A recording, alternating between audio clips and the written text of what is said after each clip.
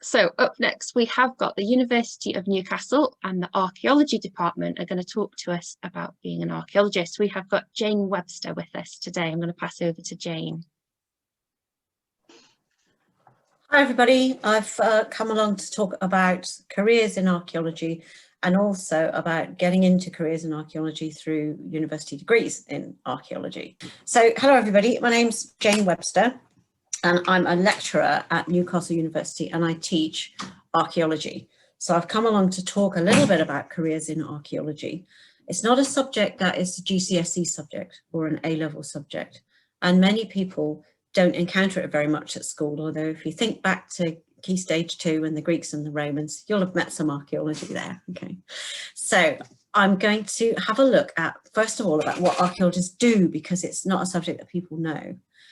What we do is we study the past, and we study the past through what we call material culture, things that people made and used at all different times in the past.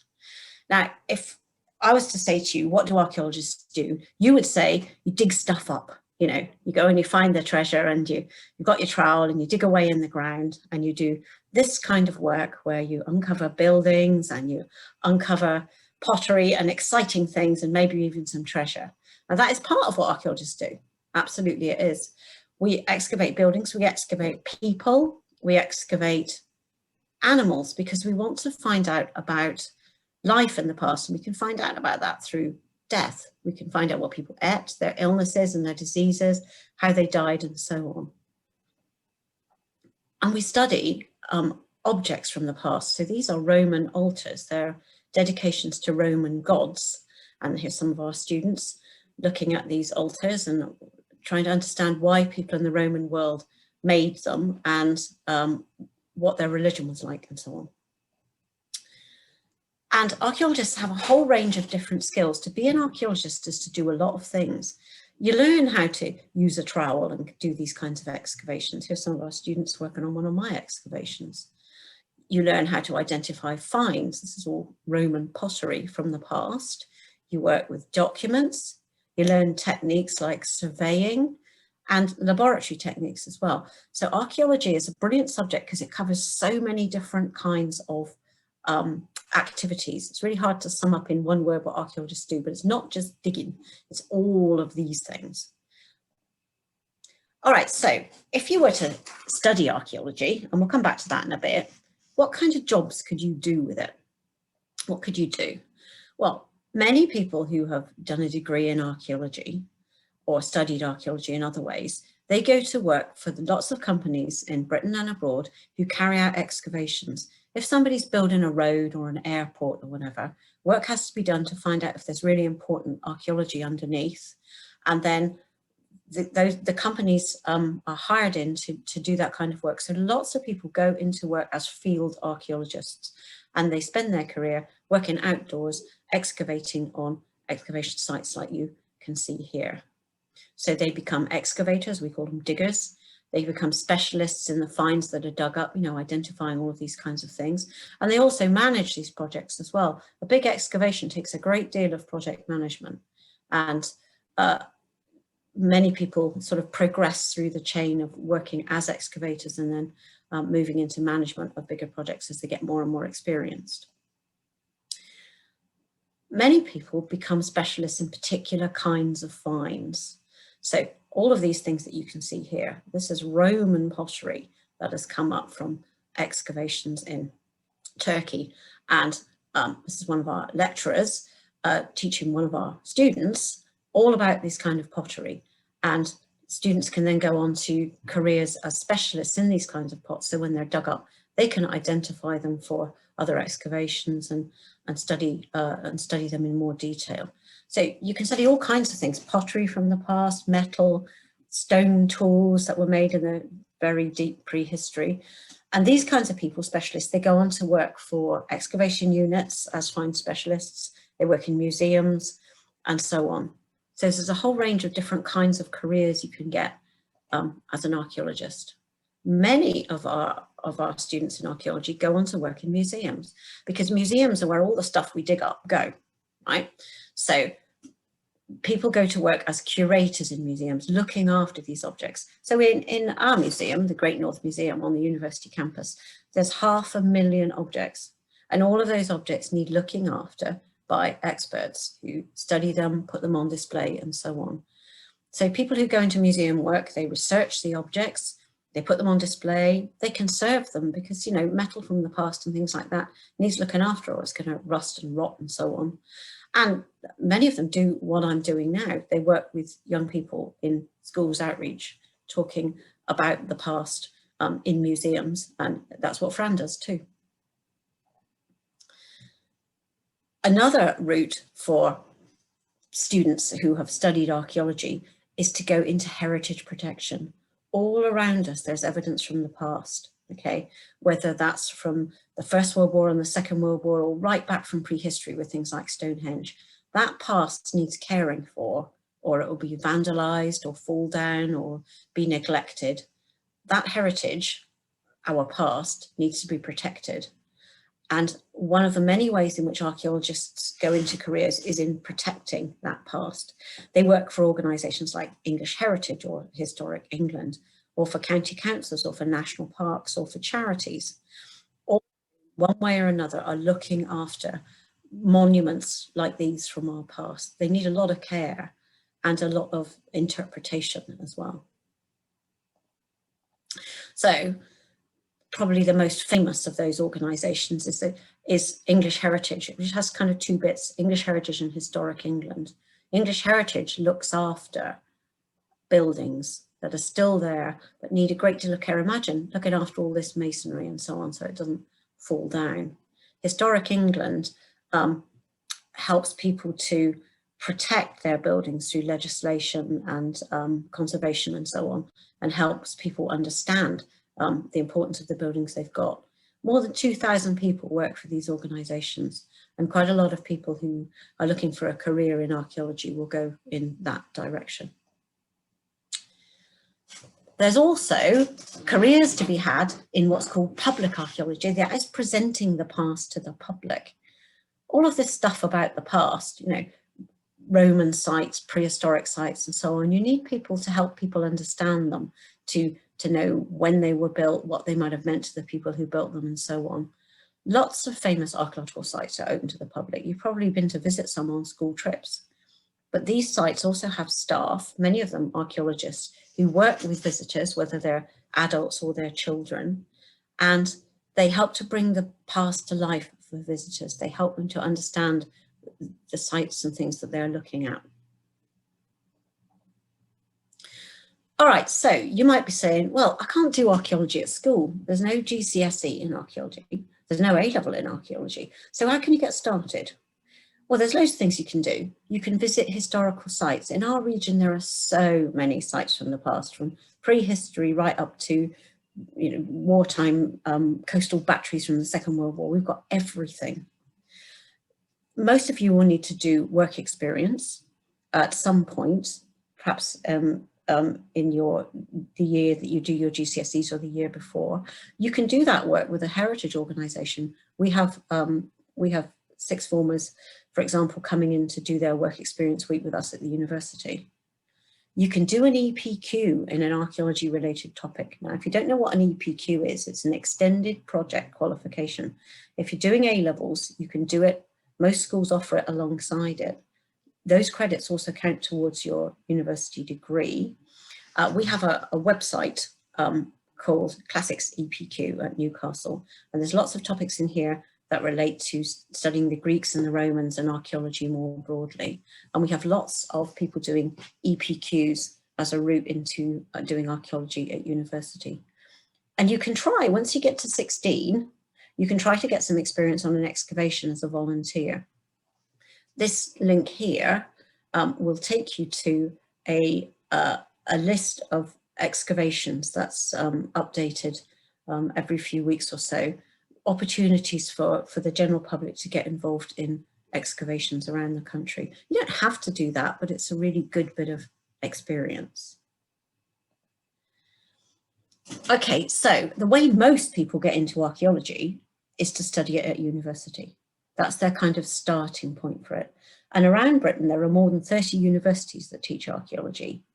You can do it on its own, that's called a single honours degree, or you can combine it with another subject like history or geography or ancient history if you've done classical civilization or something at school, right? And this is the website for I'm part of a school of history, classics and archaeology, and we teach various archaeology degrees. So at Newcastle, you can do archaeology as a single honours, as like a humanities subject, or with some science in it, with a science A level. You can combine history and archaeology into a joint degree, or you can combine ancient history and archaeology into a joint degree. All of these routes are ways in which you can study archaeology at university. Look at other universities, they have other combinations, for example, with geography as well. So there are lots of ways in which you can study archaeology at university. Now, as I said, there's no A level, right? So that doesn't matter. Students come into archaeology with the most amazing combination of A levels, right? Some of them do classical civilization, for example, or history. Some have even done Greek and Latin, not very many now. But some have done sciences, all sorts of things. It doesn't matter what A levels you do. The only caveat that we have is that if you want to do the joint honours degree in history and archaeology, you must have done A level history. But you can come into archaeology with maths, chemistry and biology, or with Greek, classical civilization and French. You can do anything. So for joint honours degrees, ancient history and archaeology tends to attract people who might have done classical civ or some Greek or Latin. You don't need to do Greek or Latin to do ancient history and archaeology at university. You can do it once you get there, but you don't have to.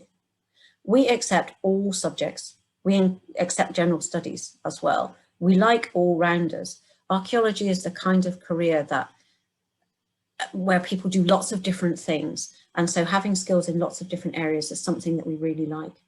And if you do an EPQ, one of these extended products in your first year in sixth form or your second year in sixth form, we will accept your EPQ credits, they're worth half an A level, as part of your entry into university.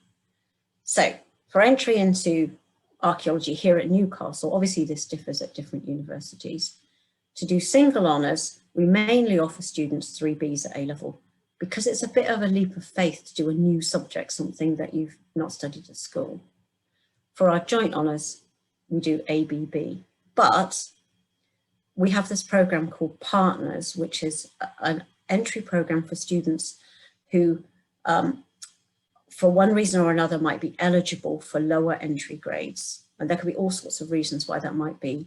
So I'd urge everybody to check out Partners at our university and the equivalents at other universities to find out whether you're eligible, because we drop our entry grade to BCC in Partners, which is much more doable in my opinion. All right, so that's the kind of A levels we do. Now, a question we're often asked when people come to like open days at university is, if I do a degree in archaeology, does that mean I've got to become an archaeologist? Well, if you do a degree in history, you don't have to become a historian.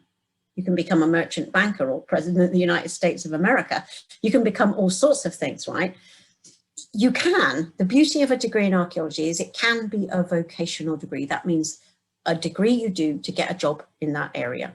And if you love archaeology, that's great, but it doesn't have to be. It's a brilliant general degree. All of our students they sit in the classroom and they do classroom stuff, but they do practical things. They do field work.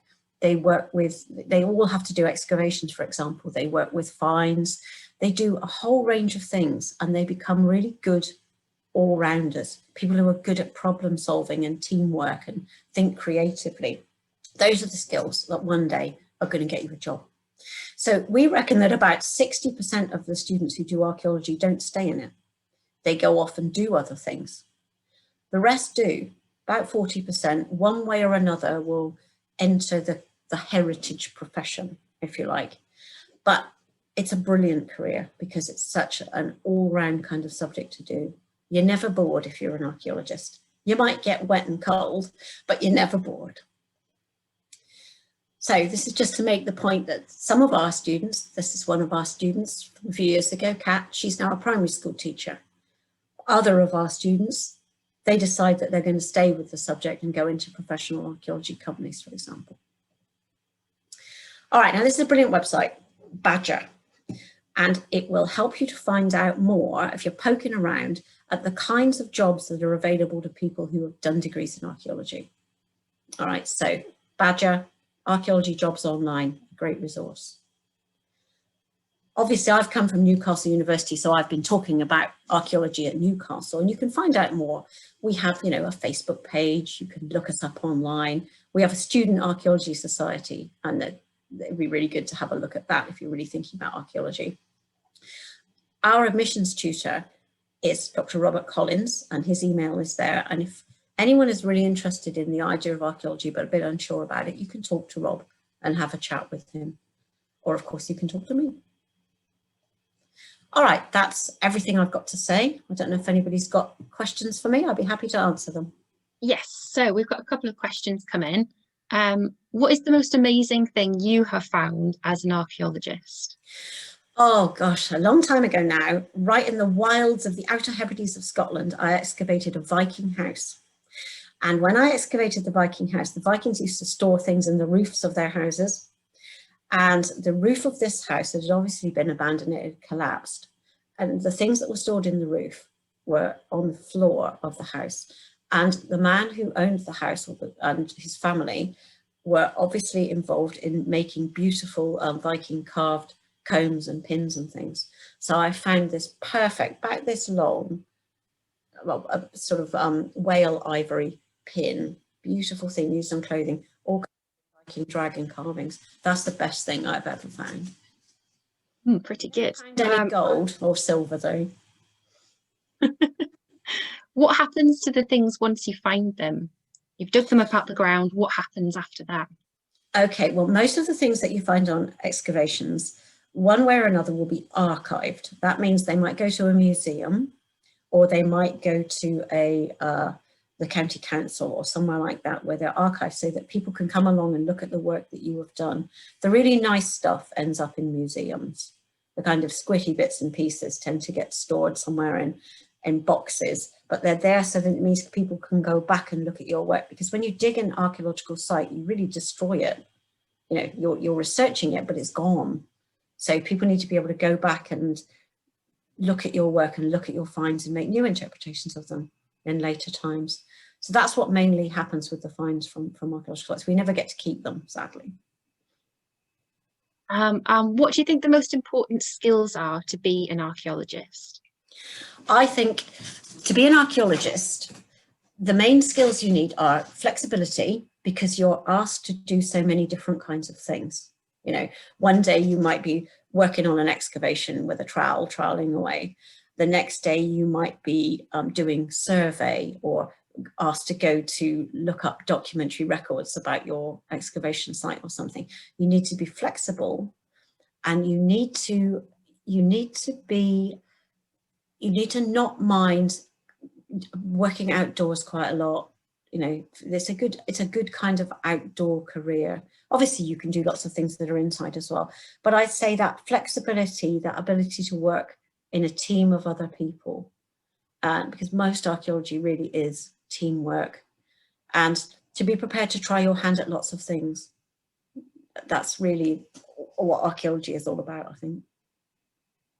Brilliant. Thank you very much for your time today, Jane. It's been really interesting learning about being an archaeologist. That's great. Happy to be here. Fabulous. If we've got any more questions that come through, I'll email them across to you if that's all right. Yes, of course do. And of course, students can get in touch with me. This is recorded, isn't it? So that schools will have the web links and things. So yeah, do please get in touch. Okay. Brilliant. Thank you very much.